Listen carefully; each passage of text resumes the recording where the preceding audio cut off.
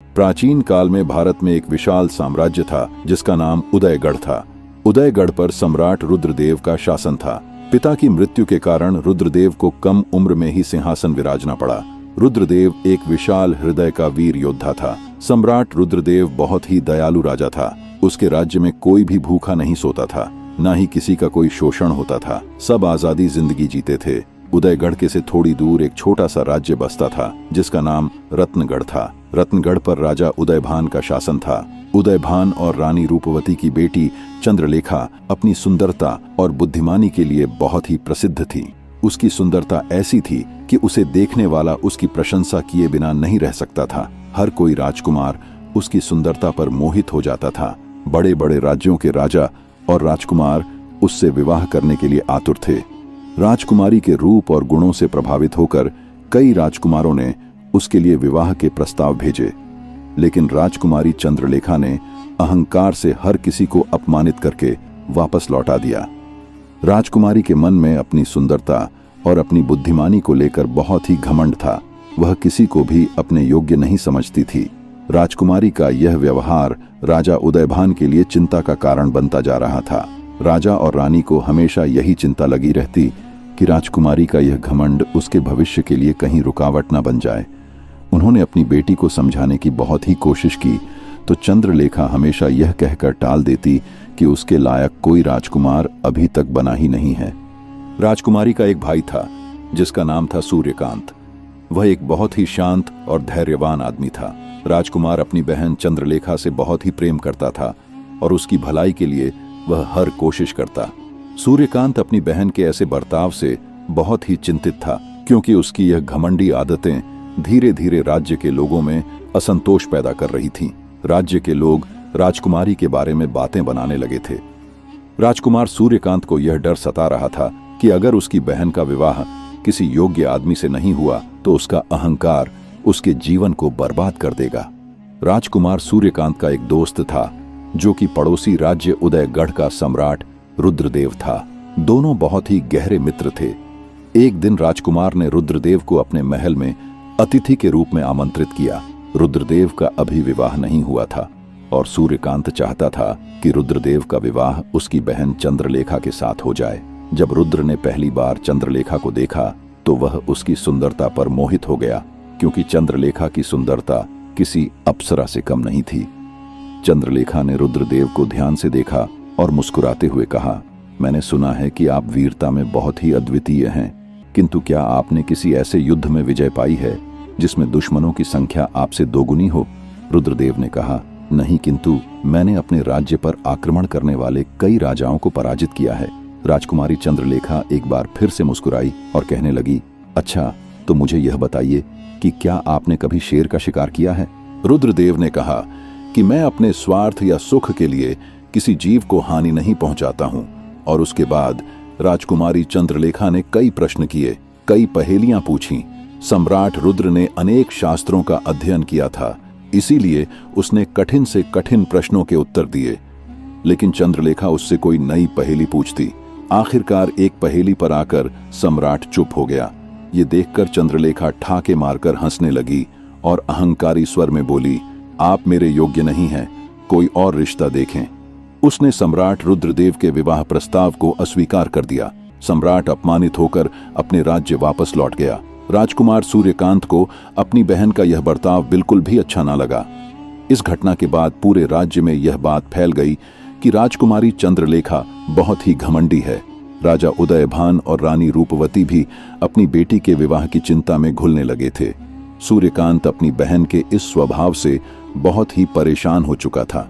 वह समझ चुका था कि चंद्रलेखा का यह घमंड न सिर्फ उसके जीवन में कठिनाइयां लाएगा, बल्कि उसके राज्य के लिए भी एक समस्या बन जाएगा। अगर वह इसी तरह से दूसरे राजाओं को अपमानित करती रही तो धीरे धीरे उसके दुश्मनों की संख्या बढ़ती ही जाएगी। इसलिए उसने एक योजना बनाई और राजकुमारी चंद्रलेखा से कहा, बहन, चलो एक खेल खेलते हैं। हम दोनों एक दूसरे के लिए शर्त रखेंगे। अगर शर्त में तुम जीती तो मैं तुम्हारी एक बात मानूंगा, और अगर मैं जीता तो तुम्हें मेरी एक बात माननी होगी। राजकुमारी ने उत्सुकता से पूछा, लेकिन शर्त क्या होगी भाई? सूर्यकांत ने मुस्कुराकर कहा, मैं तुमसे 3 पहेलियां पूछूंगा। यदि तुमने उन तीनों प्रश्नों के उत्तर दे दिए तो मैं तुम्हारी एक बात मानूंगा, और यदि तीनों प्रश्नों का उत्तर तुम सही ना दे पाई तो तुम्हें मेरी एक बात माननी होगी। पहेलियों वाली बात सुनते ही राजकुमारी खिलखिलाकर हंस पड़ी और कहा, सोच लो भाई, तुम हार जाओगे। राजा रानी अपने दोनों बच्चों की यह बातें बड़े ही ध्यान से सुन रहे थे और वह भी वहां पर आ गए। वह भी इस खेल का नतीजा जानने के लिए वहीं पर बैठ गए। राजकुमार ने पहली पहेली पूछी, वह कौन सी चीज है जो जितनी बढ़ती है उतनी ही हल्की होती है? राजकुमारी ने तुरंत जवाब दिया, धागा, धागे का गोला। जब धागे का गोला बढ़ता है तो वह हल्का लगता है। सूर्यकांत ने सिर हिलाया और कहा, नहीं, सही उत्तर है ज्ञान। ज्ञान जितना बढ़ता है आदमी उतना ही हल्का महसूस करता है। और फिर सूर्यकांत ने दूसरी पहेली पूछी, वह कौन सी चीज है जो देखने में तो कमजोर लगती है लेकिन हर किसी को अपने वश में कर सकती है? राजकुमारी ने सोचा और कहा, मकड़ी का जाल। वह देखने में तो कमजोर लगता है लेकिन कई बार इसमें छोटे मोटे कीट पतंगे फंस जाते हैं। सूर्यकांत हंसा और बोला, नहीं, यह सही जवाब नहीं है। सही उत्तर है प्रेम, जो तुम्हें कभी किसी से नहीं हुआ है, नहीं तो तुम भी आज किसी के वश में होती। अब सूर्यकांत अपनी तीसरी और सबसे कठिन पहेली पूछने वाला था। उसने कहा, वह कौन सी चीज है जो इस दुनिया में सबसे ताकतवर है? राजकुमारी चंद्रलेखा ने बहुत ही सोच विचार किया। उसे कोई जवाब न मिला। तब राजकुमार मुस्कुराया और हंसते हुए कहने लगा, इसका उत्तर है समय। समय सबसे ताकतवर है। राजकुमारी चौंक गई। उसने पहली बार महसूस किया कि वह अपने भाई से हार चुकी है। राजकुमारी ने पहले तो हाथ पैर पटके, लेकिन फिर वह अपनी हार मान गई।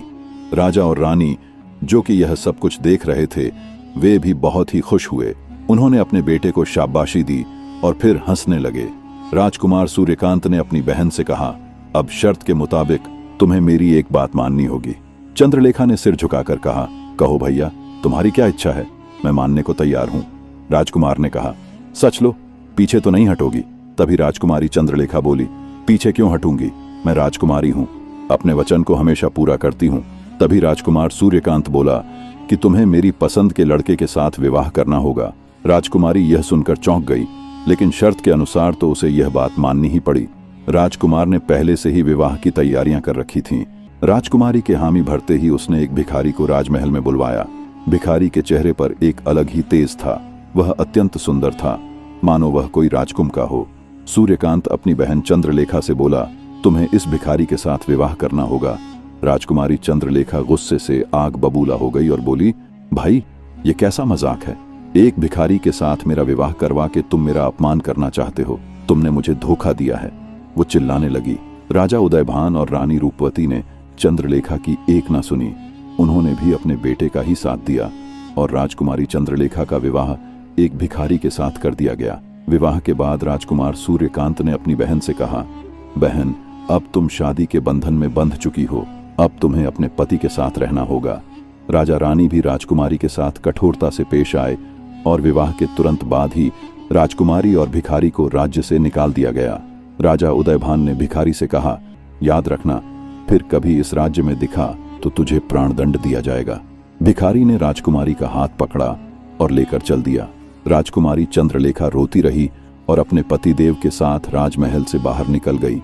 राजकुमारी रास्ते भर भिखारी को कोसती रही, लेकिन भिखारी बिल्कुल शांत बना रहा। वह चंद्रलेखा को खुश करने के लिए उसे मधुर स्वर में बोलता। वह राजकुमारी को जंगल की ओर ले गया। भिखारी ने जंगल में एक घास फूस की झोपड़ी बनाया और राजकुमारी से कहा, अब यही तुम्हारा महल है। अब तुम्हें खुद ही फल फूल खाकर गुजारा करना होगा। मैं जंगल से लकड़ी काटकर पास के नगर में बेचकर अपना गुजारा करूंगा। राजकुमारी को यह जीवन बहुत कठिन लग रहा था। राजकुमारी को अब एक नए जीवन की शुरुआत करनी थी। अब वह भिखारी के साथ मिट्टी और फूस की बनी हुई झोपड़ी में रह रही थी, जहां पर ना तो कोई सेवक था और ना ही रेशमी वस्त्र। उसे जंगल में फल फूल खाकर गुजारा करना पड़ रहा था। राजकुमारी का अहंकार अब मिट चुका था। उसे बस एक ही सुख था, भिखारी उसके साथ बहुत आदर और प्रेम पूर्ण व्यवहार करता था। कुछ दिन ऐसे ही गुजरते रहे और फिर एक दिन उन्होंने झोपड़ी छोड़ दी। भिखारी राजकुमारी चंद्रलेखा को लेकर पास ही के एक नगर में आ गया।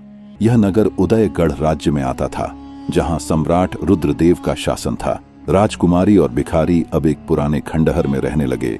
राजकुमारी चंद्रलेखा को मिट्टी का चूल्हा जलाना पड़ता और साधारण भोजन बनाना पड़ता। महलों के ऐशो आराम से दूर अब उसे एक साधारण सा जीवन बिताना था। भिखारी अब मिट्टी के बर्तन बनाता और उन्हें बाजार में बेचकर अपना गुजारा करता था। राजकुमारी को यह जीवन बहुत ही कठिन लग रहा था। एक दिन तो वह चूल्हा जलाते समय रो पड़ी। तभी भिखारी ने उसके आंसू पोंछे और कहा, राजकुमारी, यह जीवन कठिन जरूर है, लेकिन यहाँ प्यार और सम्मान मिलेगा। समय के साथ तुम धीरे धीरे सब कुछ सीख जाओगी। अब राजकुमारी को यह एहसास होने लगा कि उसका पति कितना मेहनती और दयालु है। अब वह भी अपने पति की सहायता करने लगी थी। वह उसके साथ मिलकर मिट्टी के खिलौने बनाती, परंतु उससे हो न पाता था। एक दिन भिखारी बीमार पड़ गया और राजकुमारी चंद्रलेखा को ही उसके सारे काम संभालने थे। राजकुमारी ने जैसे तैसे मिट्टी को गीला किया और फिर उससे घड़े बनाने लगी।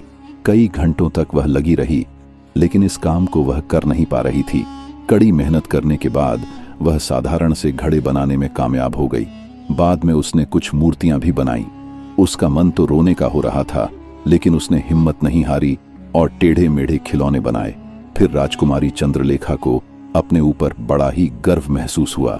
अगले दिन राजकुमारी ने अपने बनाए हुए बर्तन, मूर्तियां एक टोकरी में रखे और अपने सिर पर लेकर बाजार पहुंच गई।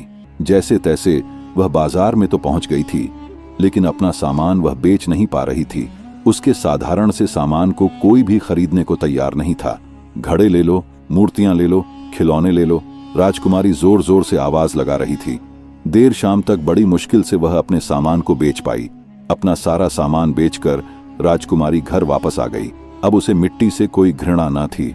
वह देख चुकी थी कि मेहनत और ईमानदारी से जो सुख मिलता है वह राजमहल की विलासिता में नहीं है। अब राजकुमारी चंद्रलेखा ने अपने पति के साथ कंधे से कंधा मिलाकर काम करना शुरू कर दिया था। वे दोनों कड़ी मेहनत करते और 2 वक्त की रोटी उन्हें बड़ी मुश्किल से मिल पाती। एक दिन भिखारी ने राजकुमारी से कहा कि अगर हम बाजार में छोटी सी दुकान खरीद लें तो हम दिन भर में काफी सामान बेच पाएंगे, और दुकान के अंदर जितना ज्यादा सामान होगा हमारी आमदनी उतनी ही ज्यादा होगी। राजकुमारी बोली, हाँ बात तो ठीक है, लेकिन इसके लिए हम धन कहाँ से लाएंगे? भिखारी बोला कि मैं कुछ दिनों के लिए शहर जा रहा हूँ, वहां पर मैं पैसे कमाऊंगा और फिर वापस लौटकर हम दुकान खोल लेंगे। सुना है उदयगढ़ के राजा रुद्रदेव बहुत ही दयालु और न्यायप्रिय हैं। तब तक तुम राजा के घर पर काम कर लेना। मेरे कुछ दोस्त वहां पर काम भी करते हैं, उनकी सहायता से तुम्हें वहां पर काम मिल जाएगा। रुद्रदेव का नाम सुनकर राजकुमारी रो पड़ी। किसी समय पर उसने जिस राजा के विवाह प्रस्ताव को ठुकराया था, आज उसी के महल दासी बनकर जा रही है। पर क्या करें, मजबूरी सब करा लेती है। राजकुमारी को लेकर भिखारी सम्राट रुद्र के महल में जा पहुंचा। किसी समय राजकुमारी ने अपने घमंड के कारण राजा रुद्र को नीचा दिखा दिया था और उसे अस्वीकार कर दिया था। अगर उस समय उसने राजा रुद्र के साथ विवाह कर लिया होता तो आज इस राज्य की रानी होती और इस महल की महारानी होती। चंद्रलेखा को राजा की रसोई घर में खाना बनाने का काम मिल गया। भिखारी उससे विदा होकर शहर में कमाने के लिए चला गया। राजकुमारी चंद्रलेखा बड़ी ही मेहनत और लगन से सारा काम करने लगी। उसका अहंकार अब बिल्कुल मिट चुका था। राजकुमारी चंद्रलेखा अब महल की रसोई घर में काम करके अपना गुजारा कर रही थी। राजमहल में उसके काम की चर्चा होने लगी।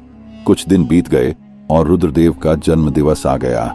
इस दिन राजा अपने सभी सेवकों, दासियों और सैनिकों को सम्मानित करता था। सभी की पुरस्कार दिया जा रहा था। फिर राजकुमारी चंद्रलेखा का नाम पुकारा गया। चंद्रलेखा हाथ जोड़कर सिर झुकाकर राज सिंहासन के सामने खड़ी हो गई। सम्राट रुद्रदेव बोला, चंद्र, मैं तुमसे अत्यंत प्रसन्न हूँ और मैं तुम्हें अपनी रानी बनाना चाहता हूँ। क्या तुम मुझसे विवाह करोगी? सारी प्रजा चंद्रलेखा के जवाब सुनने को उत्सुक थी। राजकुमारी चंद्रलेखा ने कहा, महाराज, मेरी शादी हो चुकी है। आपको ऐसी अधर्मपूर्ण बात नहीं करनी चाहिए थी। क्या हुआ जो मेरा पति एक भिक्षुक है? मेरा तो वही सब कुछ है। मैं उन्हें छोड़कर आपसे विवाह नहीं कर सकती। मेरे पति शहर में पैसा कमाने के लिए गए हैं। जब वह शहर से लौटकर आएंगे तो मैं उनके साथ चली जाऊंगी। सम्राट रुद्रदेव सिंहासन छोड़कर महल के अंदर चला गया। थोड़ी देर बाद वह भिखारी महल से बाहर निकलकर आया। चंद्रलेखा दौड़कर उसके पैरों में गिर गई। तभी भिखारी ने कहा, चंद्र, इधर देखो। भिखारी के मुंह से अपना नाम सुनते ही राजकुमारी चौंक पड़ी। इससे पहले भिखारी ने कभी उसे उसके नाम से नहीं पुकारा था। वह अपने पतिदेव को देखने लगी। तब भिखारी ने फिर से कहा, शायद आपने मुझे पहचाना नहीं। क्या मुझ में और रुद्रदेव में कोई फर्क दिखता है? भेद खुल चुका था। भिखारी के रूप में राजकुमारी को स्वीकार करने वाले स्वयं सम्राट रुद्रदेव ही थे। मैं ही तुम्हारा पति हूं। यह कहते हुए भिखारी ने अपना मुकुट और अपने आभूषणों को पहन लिया। रुद्रदेव ने राजकुमारी से कहा, चंद्रलेखा, मुझे माफ कर देना। तुम्हारे जैसे अभिमान वाली मुझे कोई दूसरी मिली ही नहीं, इसीलिए मुझे तुम्हारे भाई से मिलकर यह सब करना पड़ा। अपने पति को पहचानते ही राजकुमारी उसके गले लगकर रोने लगी। अगले दिन राजकुमारी चंद्रलेखा का भाई और उसके माता पिता भी महल में आ गए। इतने दिनों के बाद अपने भाई और माता पिता से मिलकर राजकुमारी बहुत ही भावुक हो गई।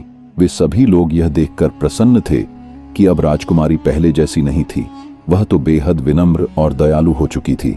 इस प्रकार से एक घमंडी राजकुमारी अब एक विनम्र और दयालु राजकुमारी बन चुकी थी। उसके भाई ने उसे बताया कि यह सारी योजना सम्राट रुद्रदेव के साथ मिलकर उसी ने बनाई थी ताकि वह राजकुमारी को सुधार सके। राजकुमारी को इस बात की खुशी थी कि उसके भाई के कारण आज उसका जीवन बदल गया था और फिर वह अपने पति के साथ उसी के महल में रहने लगी। यह कहानी हमें सिखाती है कि जीवन में अहंकार और घमंड का कोई स्थान नहीं है। इसके साथ ही कहानी यह भी बताती है कि परिस्थितियां चाहे कितनी भी कठिन क्यों न हो, सच्चा प्रेम हमेशा जीवन को सही दिशा में ही आगे बढ़ाता है। दोस्तों, अगर आपको यह कहानी पसंद आई तो वीडियो को लाइक करें। अगर आपको ऐसी ही कहानी सुनना पसंद है तो चैनल को सब्सक्राइब कर लें। मिलते हैं एक और नई कहानी के साथ।